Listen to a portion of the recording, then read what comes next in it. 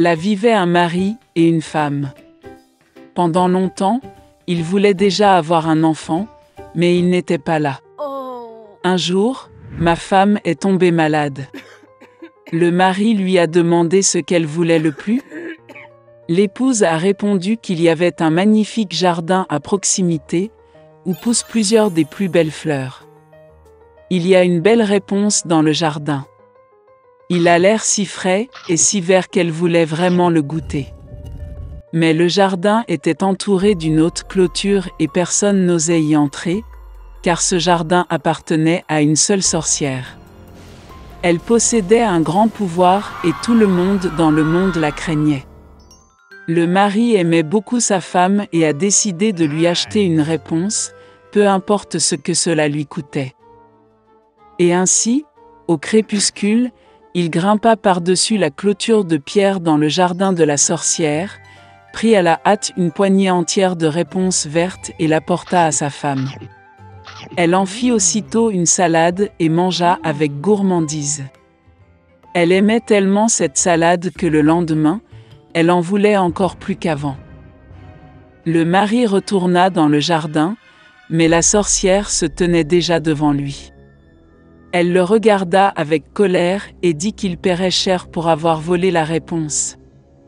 Il a demandé à la sorcière de ne pas se fâcher, car il avait arraché réponse pour sa femme, qui était très malade. Et il l'aime tellement. La colère de la sorcière passa un peu, et elle dit que si c'était vrai, elle lui permettrait de ramasser autant de réponses qu'il le voudrait, mais à une condition. Il devra donner à la sorcière l'enfant qui naîtra de sa femme. Le mari était d'accord avec la peur. Lorsque la femme a donné naissance à une fille, la sorcière est immédiatement apparue, a pris l'enfant avec elle et l'a nommé Réponse. Rapunzel est devenue la plus belle fille du monde. Quand elle avait 12 ans, la sorcière l'a enfermée dans une tour. Cette tour était dans la forêt, et elle n'avait ni porte ni escalier. Seulement tout en haut se trouvait une petite fenêtre. Quand la sorcière a voulu escalader la tour, elle a appelé Réponse pour lui faire descendre ses faux. Et Réponse avait de beaux cheveux longs. Elle entend la voix de la sorcière, desserre ses tresses, les attache au crochet de la fenêtre, et les cheveux tombent, et la sorcière grimpe alors, s'accrochant à eux. Plusieurs années passèrent et le fils du roi monta à cheval dans la forêt où se trouvait la tour. Soudain, il a entendu des chants, et c'était si agréable qu'il s'est arrêté et a commencé à écouter. Réponse l'a chanté de sa merveilleuse voix. Le prince voulait monter. Il a commencé à chercher l'entrée de la tour, mais il était impossible de le trouver. Il a vu une fois comment la sorcière grimpe sur les tresses que Réponse l'a abaissée. Et le lendemain, alors qu'il faisait déjà nuit, le prince s'est rendu à la tour et a appelé Réponse. Elle entendit, baissa ses tresses et le prince monta. Réponse, voyant entrer un homme qu'elle n'avait jamais vu, eut d'abord très peur. Mais le prince lui parla affectueusement et lui dit que son cœur était si touché par le chant qu'il décida de la voir sans faute. Puis Réponse a cessé d'avoir peur, et quand il a demandé si elle acceptait de l'épouser, elle a donné son consentement et lui tendit la main. Ils ne savaient tout simplement pas comment descendre ensemble. Ils ont compris que lorsque le prince viendrait, il emporterait toujours un morceau de soie avec lui, et Réponse en tisse une échelle. Et quand l'échelle sera prête, ils descendront ensemble et partiront. La sorcière n'a rien remarqué jusqu'au jour où Réponse a demandé pourquoi il est plus facile de traîner le prince. La sorcière comprit tout, se mit en colère et s'agrippa de rage aux beaux cheveux de Réponse. Je les ai enroulés plusieurs fois autour de mon bras gauche, et avec ma droite j'ai attrapé les ciseaux, les ai coupés. Elle emmena la sorcière dans le fourré dense de Réponse et la cacha. Elle a attaché les tresses coupées au crochet de la fenêtre et, lorsque le fils du roi est apparu, les a tirés vers le bas. Le prince est monté et a vu la sorcière. Elle le regarda avec son regard malicieux et dit qu'il ne verrait jamais réponse. Le prince était fou de chagrin et de désespoir, sauta hors de la tour, mais les épines épineuses des buissons, sur lesquels il tombait, lui arrachaient les yeux. Le prince aveugle a erré pendant plusieurs années dans le chagrin et le chagrin à travers la forêt, tout le temps pleurant et pleurant pour sa bien-aimée perdue. Une fois, il est entré dans un fourré dense. Soudain, le prince entendit quelqu'un chanter, cela lui semblait si familier, et il alla à sa rencontre. Lorsqu'il s'approcha, Réponse le reconnut, se jeta sur son cou et pleura amèrement de joie. 2 larmes coulèrent dans ses yeux, et le prince retrouva la vue et commença à voir comme avant. Il l'a amené dans son royaume, et ils ont vécu de très nombreuses années dans le bonheur et la joie. Il y a longtemps, dans un village éloigné, vivait une pauvre fille, Karen, avec sa mère. En été, elle devait marcher pieds nus et en hiver dans des chaussures de bois rugueux, qui lui frottaient terriblement les pieds. Et puis un jour, la vieille cordonnier a cousu des chaussures Karen à partir de bouts de tissu rouge. Elle a apporté un cadeau à la fille exactement le jour où la mère de Karen est allée au paradis. Et la pauvre fille n'avait pas d'autre choix que de mettre de nouvelles chaussures pour les funérailles.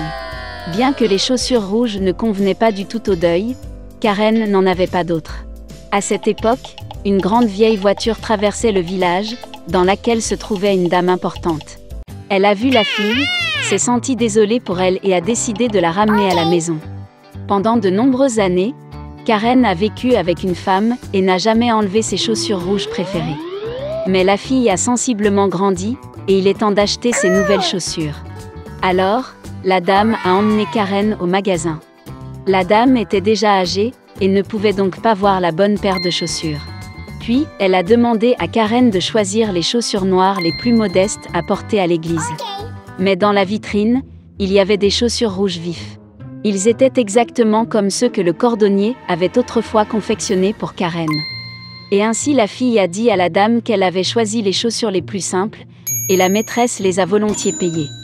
Dimanche est venu, et la vieille dame a ordonné à Karen de se préparer pour l'église. La maîtresse a dit à la fille de s'habiller modestement, et avec retenue.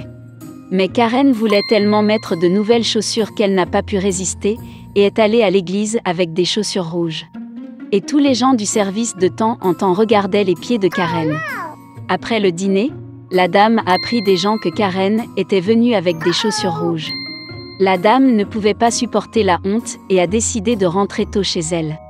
Mais un vieux soldat les attendait à la porte de l'église. Il s'inclina profondément devant les dames, vit les chaussures rouges et commença à les féliciter comme jamais auparavant. Karen a dansé avec délice. Et puis ses jambes ont commencé à danser d'elles-mêmes, comme si les chaussures avaient une sorte de pouvoir magique. La fille avait peur, elle voulait se débarrasser de ses chaussures, mais elles étaient serrées. Les chaussures étaient fermement attachées à ses pieds. Et Karen devait danser.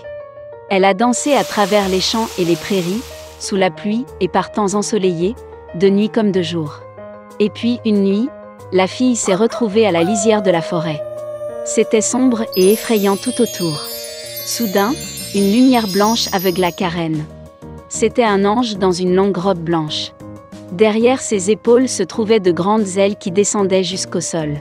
Il regarda la fille sévèrement et dit que pour sa tromperie, sa fierté et sa désobéissance, elle danserait pour l'éternité jusqu'à ce qu'elle se fane comme une momie. Avant que Karen n'ait eu le temps de dire un mot, les chaussures l'ont attrapée et l'ont emmenée.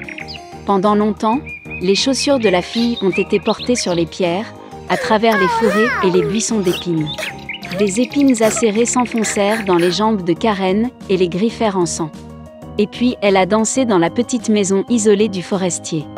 La fille s'assit sur le porche et pleura amèrement. Elle a réussi à se repentir de sa désobéissance et a surtout voulu s'excuser auprès de la dame. Lorsque le forestier a entendu la fille pleurer, il a eu pitié d'elle et a décidé de l'aider. Puis il prit des ciseaux en argent et coupa les chaussures rouges. Karen était ravie de pouvoir à nouveau contrôler ses jambes. Maintenant, Plus que tout, elle voulait rentrer chez elle. La fille remercia le forestier et lui présenta les vieilles chaussures en bois de sa fille. Enfilant ses pantoufles, Karen a remercié à nouveau son sauveteur et a couru à la maison. Alors, elle a couru à travers les champs, se frayait un chemin à travers les forêts jour et nuit, jusqu'à ce qu'elle voie les contours de sa maison. Puis la fille rassembla ses dernières forces et se précipita vers l'entrée. Elle courut dans le salon, où était assise une dame triste, qui avait pleuré sa fille nommée toute la semaine. En voyant Karen, la maîtresse rayonnait de joie. La fille se jeta dans les bras de sa nourrice et commença à s'excuser de sa désobéissance.